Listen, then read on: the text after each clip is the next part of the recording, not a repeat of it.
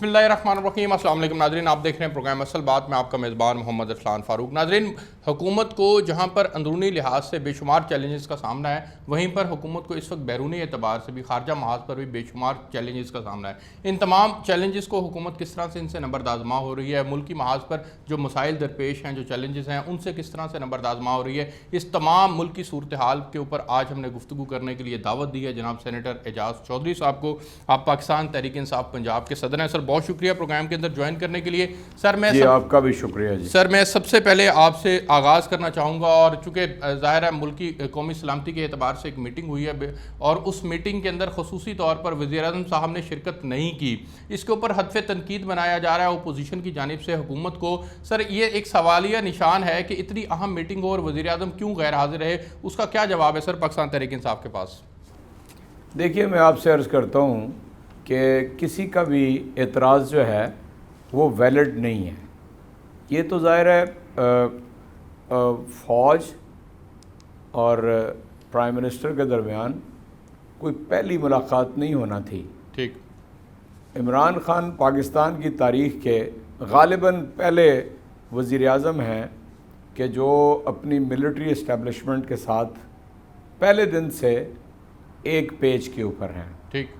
اور کبھی وہ جا کے انہیں وزٹ کرتے ہیں اور بریفنگز لیتے ہیں، اور کبھی آرمی چیف ہوں یا ڈی جی آئی ایس آئی ہوں، وہ انہیں بلوا کے ان سے بریفنگ لیتے ہیں۔ ٹھیک۔ اور وہ پوری طرح یعنی ہم آہنگ ہیں اپنی ہر پالیسی کے اعتبار سے۔ ٹھیک۔ دوسری بات یہ ہے کہ یہ اپوزیشن ہماری وہ اپوزیشن ہے جس نے پہلے دن سے وزیر اعظم کو کہا ہم اسے مانتے ہی نہیں ہیں، اور پہلے دن سے حکومت گرانے کا ڈول ڈال دیا تھا اس اپوزیشن نے۔ اور تیسری بات آپ کو میں یہ بتاتا ہوں کہ فوج کے بارے میں اس ساری اپوزیشن کی لیڈرشپ جو ہے وہ بہت ہی منفی خیالات کا اظہار کرتی رہی ہے۔ ٹھیک۔ اور میں تو یہ سمجھتا ہوں کہ فوج کی لیڈرشپ بڑے تحمل اور بردباری سے ان کی لغو اور بے معنی باتوں کو وہ اگنور کرتے رہے ہیں، اور شاید مستقبل میں اگنور کرتے رہے۔ جی بالکل، میں باری باری آپ کو بتاتا ہوں باتیں۔ آپ کو یاد ہوگا کہ آصف علی زرداری نے کہا کہ ہم ہمیشہ رہنے والے ہیں اور تم 3 سال کے لیے آئے ہو، جی بالکل، اور تمہاری اینٹ سے اینٹ بجا دیں گے۔ ٹھیک ہے۔ ٹھیک۔ اسی طرح وہ جو مفرور سابق وزیر اعظم ہے، اس نے کون سی میں سمجھتا ہوں کہ بدزبانی آرمی چیف اور D G I S I کا نام لے کر نہیں کی۔ بالکل ٹھیک۔ اور پچھلا 2020 سارا ان کا نیریٹو جو ہے وہ پاک فوج کے خلاف رہا، پاک فوج کی لیڈرشپ کے خلاف رہا۔ اور پارلیمنٹ کے اندر آپ کو یاد ہوگا کہ جو اپنا ابھی نندن کا ایشو تھا، اس کے اوپر جو سابق سپیکر ہیں قومی اسمبلی کے اور نون لیگ کے رہنما ہیں، انہوں نے یہ کہا کہ جناب آرمی چیف کی قمر جاوید باجوہ کی ٹانگیں کانپ رہی ہوں گی۔ تو کل جب یہ ہوا 8 گھنٹے کا اجلاس، تو میں نے کہا نون لیگ والوں کو کہ دیکھنا ذرا غور سے کہ ٹانگیں تمہاری کانپ رہی ہیں یا جنرل قمر جاوید باجوہ کی کانپ رہی ہیں۔ اس لیے میں یہ سمجھتا ہوں کہ ہماری اپوزیشن نے جس قدر یعنی پاک فوج کو وہ رگید سکتے تھے، انہوں نے رگیدا۔ وہ پاک فوج کہ جو پاکستان کے لیے روزانہ قربانی دیتی ہے، روزانہ میں بلا ناغہ 2 سے 3 جوان اور افسر جو ہیں وہ شہید ہوتے ہیں مادر وطن کے اوپر، اور یہ سارے وہ لوگ ہیں کہ جن کی ساری دولتیں جو ہیں پاکستان سے باہر لے کے چلے گئے ہوئے ہیں۔ وہ تمام باتیں بالکل اور پاکستان جس آپ کا ارسلان صاحب ایک فکرہ سن لیں، پاکستان جس مصیبت میں ایف اے ٹی ایف میں پھنسا ہوا ہے، یہ ان منی لانڈرر کی وجہ سے پھنسا ہوا ہے۔ آپ کو پتہ ہے کہ صرف ایک نقطہ باقی رہ گیا 27 میں سے، اور وہ کیا ہے کہ آپ کے پاکستان سے منی لانڈرنگ جو ہے وہ بدستور جاری ہے، اور اتنی بڑی تعداد میں ہوئی ہے۔ اور آپ کو یاد ہوگا کہ پرائم منسٹر نے اپنی گزشتہ سے پیوستہ روز والی تقریر کے اندر یہ بات واضح کی کہ 1000 ارب ڈالر غریب ملکوں سے امیر ملکوں کو منتقل ہو جاتا ہے۔ وہ سارے جو وہاں کے یعنی حکمران ہیں اور جو ڈس آنیسٹ ہیں اور بددیانت ہیں اور چوری پیسہ کرتے ہیں قوم کا، اور وہ باہر منی لانڈر کرتے ہیں. وہ بالکل ٹھیک ہے، لیکن وزیر اعظم صاحب اگر شرکت کرتے اس اجلاس کے اندر تو ایک بہت اچھا جیسچر نہ جاتا سر. آج جو تنقید کا موقع ملا اپوزیشن کو، وہ موقع بھی نہ ملتا. کیوں جی؟ اپوزیشن نے جو مرضی کہنا ہے، وہ چلے جاتے تو انہوں نے کہنا تھا دیکھو جی آج فوج کی وجہ سے آ گیا ہے. یعنی یہ کوئی بات ہے، سوال ہی کرنے کا نہیں ہے. لیکن وہ لیڈر ہے. ظاہر ہے آپ میری گزارش، آپ اپر ہاؤس کا حصہ ہیں سر، آپ سینیٹر ہیں، آپ کو پارلیمانی نارمز کا ہم سے زیادہ بہتر پتہ ہے سر. کیا اپوزیشن لیڈر کی شخصیت اور ان کی سیٹ اس بات کی متقاضی نہیں ہے کہ اپوزیشن لیڈر کے ساتھ کوئی ایک آفیشیل نشست ہو سکے سر؟ وہ بھی نہ ہو سکی 3 سالوں کے اندر. دیکھیں میں آپ سے عرض کرتا ہوں کہ یہ کوئی بچوں کا کھیل نہیں ہے. اپوزیشن پہلے اپنے آپ کو سنجیدہ ثابت کرے، کمیٹیوں میں آنا شروع کرے اور آ کر وہاں پہ ہوم ورک کرنا شروع کرے. ہر کمیٹی کا بائیکاٹ کرتے ہیں. آج تک 110 بل پاس ہوئے ہیں قومی اسمبلی سے. ایک بھی کمیٹی کی میٹنگ میں شریک نہیں ہوئے. جس کمیٹی کے اوپر سب سے زیادہ شور کر رہے ہیں، یعنی وہ اکتوبر 2020 میں بنی الیکشن ریفارمز کمیٹی، اس کی 5 نشستیں ہوئی ہیں، کسی نشست میں بھی نہیں آتے. ہر بل پاس جب ہوتا ہے یہ بائیکاٹ کر کے چلے جاتے ہیں. پہلے اپوزیشن اپنے معاملات کے اوپر غور کرے. وہ یہ کہتے ہیں کہ آپ ہمیں چور ڈاکو کہنا بند کریں تو ہم کچھ کریں. اچھا مجھے ایک بات بتائیں، میں آپ سے پوچھ لیتا ہوں، نیب کیسز بند کیے جائیں ان کے خلاف وہ کہتے ہیں پولیٹیکل وکٹمائزیشن ہو رہی ہے. میں آپ سے عرض کرتا ہوں نا، سچی بات کیجئے گا کہ کیا یہ بات آپ کو معلوم ہے کہ آپ کا وطن، آپ کا پاکستان 30-35 برس میں لٹ گیا ہے؟ یہ آپ کو پتہ ہے؟ پتہ ہے نا جی. تو جی کوئی لوٹنے والا ہوگا، کوئی ڈٹرمن تو کرے، کوئی ہمارے ساتھ مل کے آئے اور آگے کہے کہ جناب ہم بھی احتساب چاہتے ہیں. ہم بھی سوائے وکٹمائزیشن کے لفظ کے انہیں آتا کیا ہے؟ وہ نیب کے قوانین کو آج ہدف تنقید بنا رہے ہیں. 5 سال ان کی حکومت رہی ہے، نیب کو بہتر کر لیتے، اس کے قوانین ایسے بنا لیتے جو ان کو فائدہ مند ہوتا ہے. اور فیٹ آف کے مسئلے پہ جب ہم نے نیب کے ریفارمز کی بات کی تو انہوں نے 38 میں سے 36 نکات وہ پیش کر دیے جس میں سے ان کی جان چھوٹتی تھی. بالکل ٹھیک. اس لیے میں عرض کرتا ہوں کہ ان کا جو سارا نیریٹو ہے وہ صرف اپنی ذات، اپنی گروہ، اپنے مال و دولت، اپنی وہ دولت جو وہ بیرون ملک لے گئے ہوئے ہیں اس کے اوپر ہے. میں آپ تو دوسری بات کہتا ہوں سر، ایپیکس کورٹ نے، پاکستان کی سب سے بڑی عدالت نے سابق وزیر اعظم کو 2 سزائیں بیکورڈ، ڈبلی کنوکٹڈ. وہ یہاں سے آپ مجھے بتائیں پاکستان کے عام آدمی کو یہ حق حاصل ہے کہ وہ بیمار پڑے اور بیرون ملک جا کے سفر کر کے کرے؟ ہم نے تو یعنی سمجھ لیں یہ راستہ فراہم کیا کہ اگر عدالت اجازت دیتی ہے تو حکومت رکاوٹ نہیں بنے گی. اس لیے کہ آپ کی ملک کی عدلیہ پتہ کیا پوچھ رہی تھی کہ صبح تک نواز شریف کے زندہ رہنے کی آپ ضمانت دیتے ہیں؟ سر وہ تو پنجاب حکومت کے میڈیکل بورڈ کی رپورٹس کی روشنی کے اندر ہی عدالت نے فیصلہ دیا. میں وہی کہہ رہا ہوں نا کہ ہم نے تو اجازت دی، جا کے علاج کرا رہے ہیں. وہ علاج کرا رہے ہیں وہاں پہ جا کے، وہ اپنے پوتے کی پولو دیکھ رہے ہیں، وہاں پہ کھیل تماشا دیکھ رہے ہیں، سیریں کر رہے ہیں، اور اب سب کچھ ٹھیک ہے تو جی واپس آ جائیں. مفرور قرار دیے جا چکے ہیں وہ، یہ نہیں پتا ان کو. اگر یہ مجرم لوگ ہیں، ایک منٹ میری بات پوری ہونے دیں، اگر یہ مجرم ہے تو کیا مجرم کو مفرور کہیں گے یا حریت پسند کہیں گے؟ چور کو چور کہیں گے یا اس کو کہیں گے کہ یہ رابن ہوڈ ہے؟ یعنی آپ مجھے بتائیں کہیں کیا؟ دیکھیں، اور عدالتوں کے بارے میں ان کی رائے یہ ہے کہ جناب جو عدالت ان کے حق میں فیصلہ دے واہ واہ واہ واہ واہ، جو عدالت ان کے برعکس فیصلہ دے دے اور عدالت کو گالیاں دینا. صاحب گزارش یہ ہے، وہ یہ کہتے ہیں کہ ہم چور بھی تھے، ڈاکو بھی تھے، ہم نے ملک کو تباہ کر دیا، لیکن اب یہ اچھوں کے پاس ملک ہے، نیا پاکستان بنانے والوں کے پاس ملک ہے، ان کے پاس ڈیلیوری کا ٹائم موجود ہے، یہ ڈیلیور کیوں نہیں کر پا رہے؟ یہ ایک سوال ہے سر. بریک پہ جانا ہے مجھے، بریک سے واپس آتا ہوں تو یہ سوال آپ کے پاس ہے کہ 3 سال میں ڈیلیوری کہاں رہی، گورننس کے کیا حالات ہیں سر، وہ کتنا بہتر ہوئے؟ اس کا جواب دیجیے گا. مجھے ایک بریک پہ جانا ہے، بریک سے واپس آتے ہیں، ان سے کنٹینیو کریں گے، میرے ساتھ رہیے گا. جی ویلکم بیک ناظرین. سینیٹر اعجاز چودھری صاحب آپ ہمارے مہمان ہیں. سر بہت شکریہ آپ کے وقت کے لیے. سر چودھری صاحب آپ کے اوپر تنقید یہ ہے کہ وہ تو ٹھیک ہے، انہوں نے ملک کو خراب کر دیا، قرضوں تلے دبا دیا اس ملک کو، لیکن آپ نے اس ملک کو ٹھیک کرنا تھا سر. دن بہ دن ٹھیک ہونے کے بجائے حالات جو ہیں وہ کسی اور طرف جا رہے ہیں. ملک میں لوڈ شیڈنگ کا اتنا بدترین بحران ہے سر، گرمیوں کے اندر گیس کا بحران جنم لے چکا ہے سر.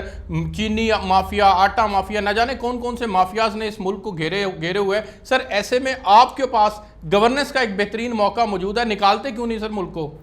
دیکھیں میں آپ کو ایک بات بتاؤں, آپ بھی ذرا تھوڑا سمجھ لیں, آپ ہی کے فکرے کو میں آگے بڑھا دیتا ہوں. آپ نے کہا کہ ملک قرضوں کے اندر ڈوبا ہوا تھا جب ہمیں ملا, یہ بات صحیح ہے. صرف 9 ارب ڈالر ہماری کٹی میں تھے, ہمارے خزانے میں, اور ہم نے اگلے سال میں 10 ارب ڈالر واپس کرنے تھے. جی سر. اس حالت میں ملک ملا تھا. ہم نے یعنی وہ کام کر کے کہ جس کے ہم خود قائل نہیں تھے, اپنے دوستوں کو جا کے ریکویسٹ کی کہ ملک ڈیفالٹ ہو چکا تھا, یعنی بینک کرپسی ہو چکی تھی, ان سے کہہ کے ملک کو بینک کرپسی سے بچایا. پہلا جو سال ہے آپ سمجھ لیں اس کے اندر لگا کہ ہم نے یعنی اس کے بعد مسلسل یعنی حکومت کے اوپر اعتبار کر کے بیرون ملک پاکستانیوں نے پیسہ اندر بھیجنا شروع کیا. اس کے علاوہ باہر سے انویسٹمنٹ آنا شروع ہوئی. اس کے علاوہ کاروبار جو ہے وہ شروع ہوا. اس کے بعد کیا ہوا ان 34 مہینوں کے اندر, اس میں 16 مہینے کووڈ میں گزر گئے. آپ مانتے ہیں اس بات کو؟ ان 16 ماہ کے اندر 5 مہینے کرفیو لگا رہا, دنیا کی ساری معیشتیں تباہ و برباد ہو گئی. آج پاکستان کے اندر تقریباً 28 بلین ڈالر ایک سال کے اندر تاریخ کے ریکارڈ ٹوٹ گئے, ایکسپورٹس ہوئی ہیں. 15 لارج انڈسٹریز جو ہیں وہ 11 سے 15% اس کے اندر اضافہ ہوا ہے. ایکسپورٹس آپ کی بڑھ گئی ہیں, 25.3 بلین ڈالر کی ایکسپورٹس ہو گئی ہیں سر, باقی اس میں کوئی شک نہیں ہے. اچھا تو مجھے بتائیے اسی ملک بڑھتے کیسے ہیں؟ ملک آگے بڑھیں گے کہ ڈالر جو ہے وہ ہم کما سکیں. ہم نے وہ راستہ اختیار کیا. پھر ہم نے کووڈ کے ساتھ ساتھ اس ملک کی ایگریکلچر کے اوپر پورا دھیان دیا. آپ کو میں بتاتا ہوں کہ ملک کی 65% آبادی جو ہے 70% اس کا تعلق ایگریکلچر کے ساتھ ہے, دیہات کے ساتھ ہے. اور زرعی معیشت جو ہوتی ہے وہ سسٹینیبل ہوتی ہے, اور کوئی معیشت سسٹینیبل نہیں ہوتی. سر تقریباً 1100 ارب روپیہ حصہ ہے زراعت کا سر. ارسلان صاحب 1100 ارب روپیہ گزشتہ سال زرعی معیشت میں اضافہ ہوا. ٹھیک ہے, یہ تو ہوگی پچھلی بات. اب کووڈ سے نکلنے کے بعد ہم نے ملک کو ایک ایسے راستے کے اوپر ڈالا ہے کہ جس میں ہم نے 40 سے لے کے 60 لاکھ گھرانوں کو ہم نے تیار کیا ہے. شہروں کے اندر یوتھ کو 5 لاکھ روپیہ دے رہے ہیں, وہ اپنا کاروبار کریں. دیہاتوں کے اندر ہم اس یعنی ذمہ دار کو, کاشتکار کو, کسان کو 2 دفعہ 1.5 لاکھ روپیہ دے رہے ہیں تاکہ وہ اپنی فصل کی تیاری کر سکے اور اس کے بہترین نتائج لے سکے. ٹریکٹر کے لیے بلا سود قرض دے رہے ہیں, زرعی آلات کے لیے بلا سود قرض دے رہے ہیں. آپ مجھے بتائیے اگر ہماری زرعی معیشت جس طرح پچھلے 2.5-3 سال میں اس نے کام کیا ہے, 1 سال اور کام کر لے تو انشاءاللہ تعالی ہم کہاں پہنچ جائیں. سوال پھر یہاں پر یہ جنم لیتا ہے کہ زرعی معیشت بھی بہتری کی طرف جا رہی ہے, تو پھر کیوں ملک کے اندر چینی مافیا سرگرم ہے, چینی کی قیمتیں میں آپ کو بتاتا ہوں. بمپر کروپ ہوئی سر پچھلے سال گنے کی, سر بمپر کروپ ہوئی 22% اس کے اندر اضافہ ہوا. گندم کی کروپ کے اندر 8% اضافہ ہوا. سر اس کے باوجود نہ چینی کی قیمت کم ہو رہی ہے, نہ آٹے کی قیمت کم ہو رہی ہے. گندم مارکیٹ کے اندر آپ کا 1800 ریٹ ہے, گندم مارکیٹ میں 2200 مل رہی ہے. سر یہ تمام مسائل کیوں ہیں؟ آپ سمجھ لیں, میں آپ کو بتاتا ہوں, یہ بالکل کوئی راکٹ سائنس نہیں ہے, سادہ سی بات ہے. دنیا کے اندر جتنی انفلیشن ہوئی ہے, یہ بالخصوص فوڈ کموڈیٹیز میں, کھانے پینے کی چیزوں میں, پاکستان, میں پورے وثوق سے آپ کو کہہ رہا ہوں یہ بات, لفظ دعویٰ ذرا زیادہ وہ ہو جاتا ہے کہ ہمارے پاکستان میں سب سے کم ہے. جب ڈالر ہونا چاہیے تھا 140 اور 45 اور 50 روپے کا, آپ نے جعلی طریقے سے کمرشل لون لے کر 10 ارب ڈالر آپ نے کمرشل لون لیا ہے. آپ کو پتہ ہے آئی ایم ایف کا جو قرضہ ہوتا ہے 1.5% کے اوپر ہوتا ہے, اور 15, 20, 25 سال کے لیے ہوتا ہے. کمرشل لون 3 سال کے اندر واپس کرنا ہوتا ہے اور 7-8% کے اوپر ہوتا ہے. بالکل ٹھیک. جب آپ نے جعلی طریقے سے وہ دباؤ میں رکھا تو ظاہر ہے ہم نے آ کے پالیسی بدلی. 2 لوگ نون لیگ کے اس کے اوپر گواہ ہیں, ایک خود شاہد خاقان عباسی کہ معیشت کی وہ حالت ہو گئی ہے کہ اگلی حکومت جو بھی آئے گی اس کو بڑی مشکلات ہیں, اور دوسرا مفتاح اسماعیل جس نے کہا میں اسحاق ڈار کی ساری پالیسیز تبدیل کر رہا ہوں اور میں چاہتا ہوں کہ جو ڈالر کی حقیقی قیمت ہے اس کو کیا جائے. چنانچہ مہنگائی کا ایک سبب وہ ہے. مہنگائی کا دوسرا سبب جو ہے وہ کووڈ ہے, کرونا ہے. دنیا تباہ ہو گئی ہے. بین الاقوامی مارکیٹ سے ہمارے ہاں مہنگائی کم ہے. میں ابھی آپ کو بتا رہا ہوں, ہم نے لوگوں کے وسائل کے اندر اضافہ کیا ہے اور کر رہے ہیں وہ انشاءاللہ تعالی. اور اسی طرح میں ایک بہت دو بڑی باتیں آپ کو بتا رہا ہوں جو 31 دسمبر تک انشاءاللہ اس میں کام ہوتا ہوا نظر آئے گا. 31 دسمبر تک پاکستان کے ہر گھر کے اندر ایک صحت کارڈ ہوگا. صحت کارڈ کے نتیجے میں 10 لاکھ 20 لاکھ روپیہ ایک خاندان کی ڈسپوزل پہ ہوگا. کوئی بیمار پڑ جائے تو اس سے وہ علاج کرا سکے. سب سے بڑی بات آپ کو بتانے لگا ہوں صحت کارڈ کی, آپ ذرا غور سے پلیز. پاکستان میں ہر 20 منٹ کے بعد ایک ماں مرتی ہے زچگی کے دوران. پتہ ہے آپ کو اس بات کا؟ بالکل ٹھیک. یہ صحت کارڈ ہر غریب کو یہ سہولت فراہم کرے گا کہ وہ ماں کا علاج معالجہ کرا سکے. بچہ جو ہے اس کی ڈیلیوری زچگی کا وقت بہتر پیدا ہو سکے. آپ مجھے بتائیے کتنا بڑا فرق واقع ہو جائے گا. پھر اس جب بائنگ پاور بڑھتی ہے جس چیز کے حوالے سے اس کے اندر اکانومی بڑھتی ہے. چھوٹے کلینک کھلیں گے, ہسپتال کھلیں گے, مین شہروں سے بوجھ ہٹے گا اور قصبوں میں اور چھوٹے شہروں کے اندر ہاسپٹل بنیں گے. لوگوں کو پتہ ہوگا بیکاز جو قوت خرید ہے وہ آدمی کے پاس ہے اپنا علاج کرانے کی. اس کے ساتھ ساتھ میں آپ کو احساس پروگرام 260 ارب روپے کا, اور وہ صرف پیسے بانٹنے کا پروگرام نہیں ہے. مثلا اس میں جتنی بیوگان پاکستان میں ہیں 270 اس کے پوائنٹس ہیں. میں آپ کو 2-3 ہی بتا سکتا ہوں. بالکل ٹھیک ہے, بتائیں. مختصر جتنی بیوگان ہیں نا ان کو, یعنی اگر بیٹی ہے 8 سے 10 سال یا 5 سے 10 سال کی, اس کو 2000 روپیہ مہینہ. اگر بیٹا ہے تو 1500 روپیہ مہینہ. اگر بچہ میٹرک سے اوپر ہے تو 2500 روپیہ اور 3000 روپیہ مہینہ وہ دیں گے. یہ 5-6 ہزار روپیہ ایک بیوہ کو ملے گا صرف اپنے بچوں کو پالنے کے لیے. بچوں کے اوپر دوسری بات کرتا ہوں, سٹنٹڈ گروتھ ہے پاکستان کے اندر. بچے جو ہیں وہ پورے اپنے قد اور ذہنی صلاحیت پہ نہیں پہنچ سکتے. بچوں کے لیے وہ والا پروگرام اس کے اندر شامل ہے. اس طرح اچھا گزارش یہاں پر ایک سوال جنم لیتا ہے کہ آپ نے یہ عمران خان صاحب ویژن دیا کرتے ہیں کہ جی ریاست مدینہ بنا رہے ہیں وہ, اور ریاست مدینہ کے ویژن کے اندر ایک سوچ ان کی یہ ہے کہ لوگوں کو غربت کی لکیر سے باہر نکالنا اور ان کے حالات کو بہتر کرنا. اس میں آپ لوگوں کے ویژن کے مطابق آپ لوگوں نے لنگر خانے کھولے ہیں, آپ لوگوں نے پناہ گاہیں بنائی ہیں. تنقید آپ پہ یہ ہو رہی ہے کہ آپ لوگوں کو بھکاری بنا رہے ہیں. آپ ایسی پالیسیز نہیں لا رہے جن کی وجہ سے ان کے لیے روزگار کے مواقع پیدا ہو, جس طرح سے ملیشیا نے کیا سر کہ انہوں نے 60% لوگوں کو غربت کی لکیر سے باہر نکالا پالیسیز کے ذریعے سے, لوگوں کو ایجوکیٹ کیا. سر آپ لوگ اس طرح کی پالیسی نہیں بنا رہے. اپوزیشن یہ تنقید کر رہی ہے کہ لنگر خانوں سے ریاست مدینہ نہیں بنے گی. آپ مجھے بتائیے, اگر کوئی بھوکا یہ کہے کہ میں خودکشی کرنے جا رہا ہوں, ذرا فرض کر لیتے ہیں, اللہ تعالیٰ سب کو سلامت رکھے. آمین.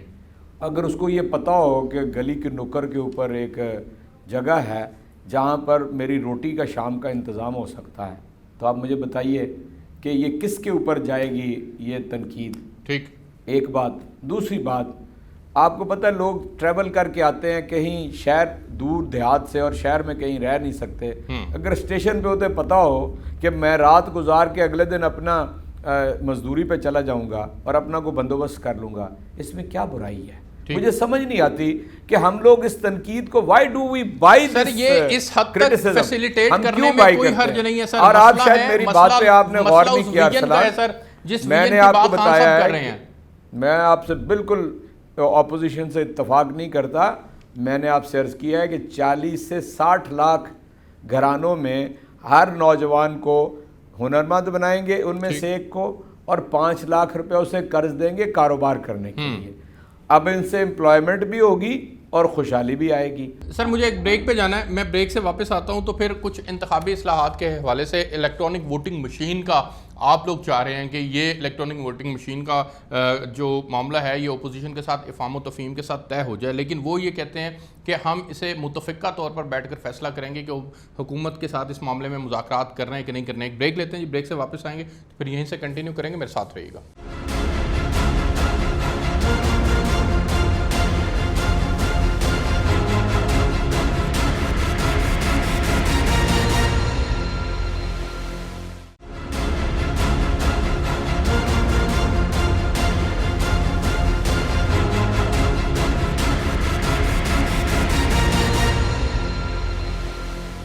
جی ویلکم بیک ناظرین. سینیٹر اعجاز چودھری صاحب آج ہمارے مہمان ہیں. سر مجھے یہ بتائیے گا سر کہ اپوزیشن نے وزیر اعظم صاحب کی مذاکرات کی دعوت کے اوپر متفقہ طور پر فیصلہ کرنے کی بات کی ہے. سر آپ سمجھتے ہیں، پر امید ہیں کہ یہ اپوزیشن اس الیکٹرانک ووٹنگ مشین کے معاملے میں آپ اسے کنونس کر لیں گے اور وہ آپ کے ساتھ بیٹھ کر یہ الیکٹرانک ووٹنگ مشین کو اپلائی کرنے میں کامیاب ہو جائیں گے انتخابی اصلاحات کے اندر ملک کے اندر؟ دیکھیے ارسلان، پہلی بات تو میں یہ کہتا ہوں آپ کو کہ کبھی یعنی نا امیدی کی طرف نہیں جانا چاہیے، کبھی امید کا دامن نہیں چھوڑنا چاہیے.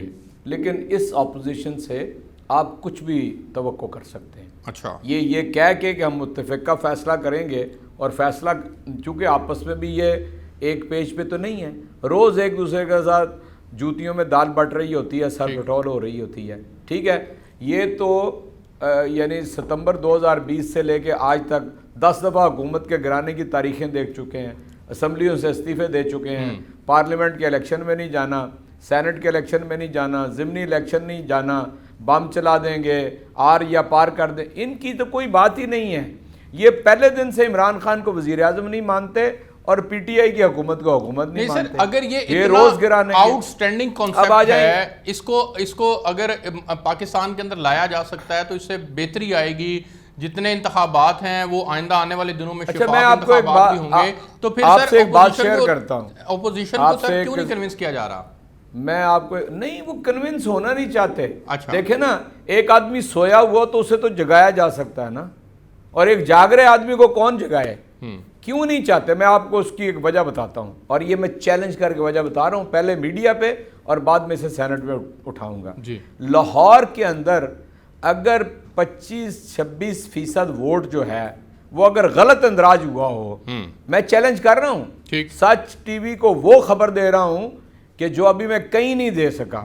میں نے ریسرچ کی ہے، میں نے نادرا سے بات کی، میں نے الیکشن کمیشن سے بات کی، کسی کے پاس اس کا جواب نہیں ہے.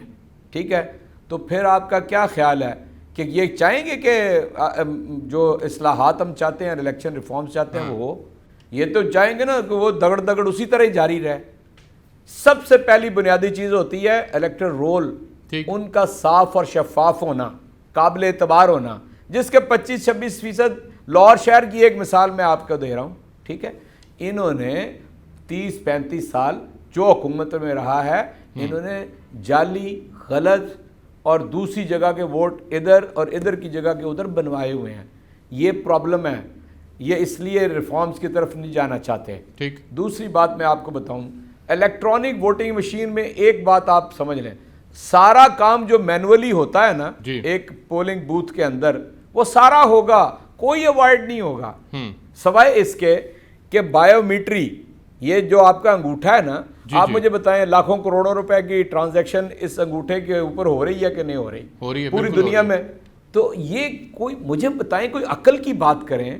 یعنی 21ویں صدی کے 21ویں سال کے اندر مسئلہ ان کی عقل کا نہیں ہے، مسئلہ الیکشن کمیشن کا بھی ہے سر، کہ الیکشن کمیشن نے بھی آپ کی نئی متوجہ تجاویز کو سر آئین سے متصادم قرار دیا. الیکشن، یہ بالکل الیکشن کمیشن کا مسئلہ نہیں ہے. اگر الیکشن کمیشن پاکستان میں کبھی کمپیٹنٹ ہوتا تو کسی الیکشن کے اوپر 1970 سے لے کے آج تک 2013 تک کوئی مجھے ایک الیکشن بتا دیں کہ ہارنے والے نے کہا ہو جی میں ٹھیک ہے میں ہار گیا ہوں.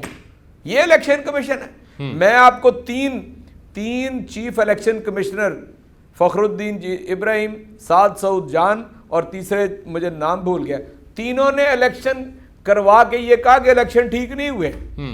اس لیے کوئی خدا کا خوف کرے اپوزیشن، یعنی کوئی پڑھے لکھے والی بات کرے. مسئلہ یہ ہے جو پی ٹی ایم کا بھی بیانیہ رہا ہے، مجھے بتائیں ٹیکنالوجی سے منہ موڑنا کوئی عقل مندی کی بات ہے؟ بالکل ٹھیک ہے. میں یہی تو آپ سے، آپ کے کندھوں کے اوپر یہی تو ذمہ داری عائد ہوتی ہے کہ ٹیکنالوجی کے ذریعے سے اگر ہم دھاندلی کو روک سکتے ہیں تو آپ کو انہیں کنونس کرنا چاہیے. دوسری بات یہ ہے سر کہ جو الیکشنز کا معاملہ ہے، جس کو جو نقطہ آپ نے اٹھایا، پی ڈی ایم کا بھی یہی نقطہ رہا ہے کہ اس ملک کے اندر غیر جمہوری قوتیں مداخلت کرتی نہیں ہیں، الیکشنز رگڈ ہوتے رہے ہیں، ڈبل موریں لگتی رہی ہیں، ان کی مداخلت ختم ہونی چاہیے. یہ سارے ماشاء اللہ کے گملوں میں اگلے والے ہیں. کوئی ایک پارٹی مجھے نام لے دیں جو ان کی گود میں نہیں پلی، کوئی ایک پارٹی میں کہہ رہا ہوں جو ان کی گود میں نہ پلی ہو. پی ٹی آئی اور عمران خان کی جدوجہد 22 سال کی ہے. ہمارا فوج سے تعلق حکومت میں آنے کے بعد بنا ہے. ٹھیک، یہ سارے کے سارے فوجی مارشل لاؤں کی پیداوار ہیں.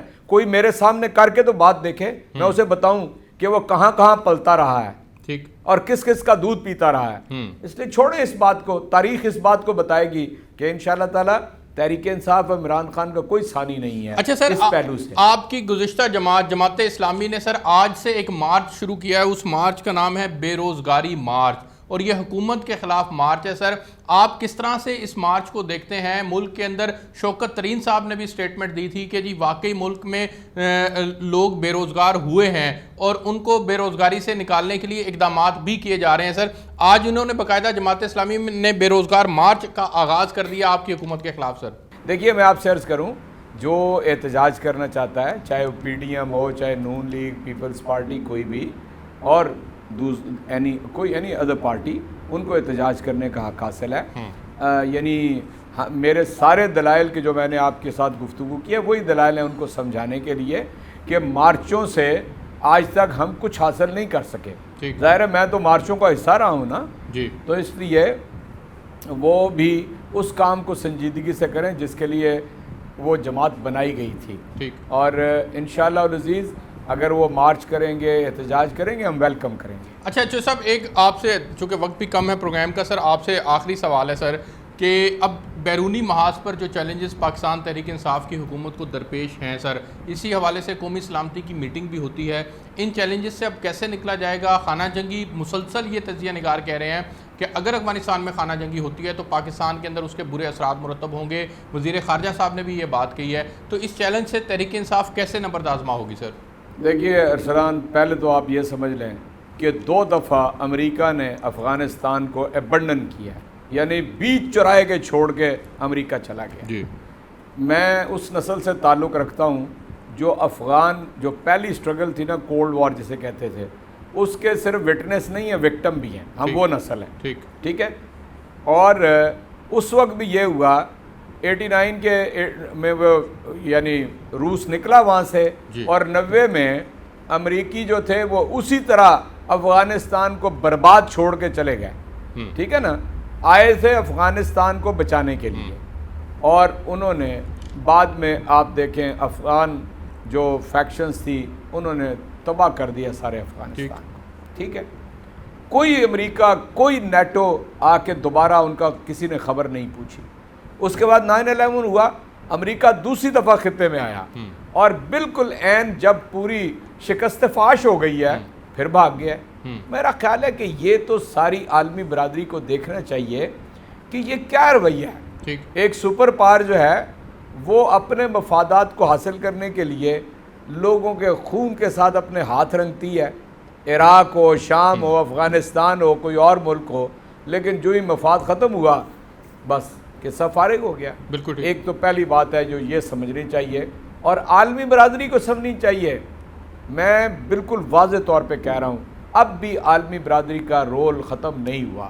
اگر پاکستان نے اپنا تاریخی رول ادا کیا امریکہ اور طالبان کے درمیان ٹیبل پر بیٹھ کے مذاکرات کرانے کا, باقی لوگوں کو اس سے آمادہ کرنے کا, اور افغان عوام کو یہ یقین دلانے کا کہ پاکستان کی کوئی پرائرٹیز نہیں ہے, افغان جو چاہیں گے وہی حکومت ہم اسے تسلیم کریں. اور میں ذاتی طور پہ یہ سمجھتا ہوں کہ طالبان ایک بہت بڑی اور مثبت قوت ہے افغانستان کے اندر, دنیا کو یہ بھی سمجھنا چاہیے. اور اس کے بعد اگر عالمی برادری پاکستان کو امن کے لیے کردار ادا کرنے کو کہے گی تو ہم پوری طرح امن کے لیے کردار ادا کریں گے. اور تیسری میری بات آپ نوٹ کر لیں, ہم اپنی جو جغرافیائی حدود ہیں اس کی حفاظت کے پابند ہیں. ہم کسی کو اس میں مداخلت نہیں کرنے دیں گے. ہم اس سے 40 سال کے اندر 2 دفعہ سبق سیکھ چکے ہیں, اور پاکستانی قوم بالکل یکسو ہے کہ ہم اپنی سرزمین کو استعمال نہیں ہونے دیں گے. میرے پاس جو سب وقت ختم ہو گیا. آپ کا بہت شکریہ, آپ نے خصوصی طور پر وقت دیا. ناظرین آپ نے پروگرام دیکھا. سینیٹر اعجاز چودھری صاحب آج ہمارے مہمان تھے. مجھے اجازت دیجیے, آپ سے نیکسٹ ویک ملاقات ہوگی. تب تک کے لیے اللہ حافظ.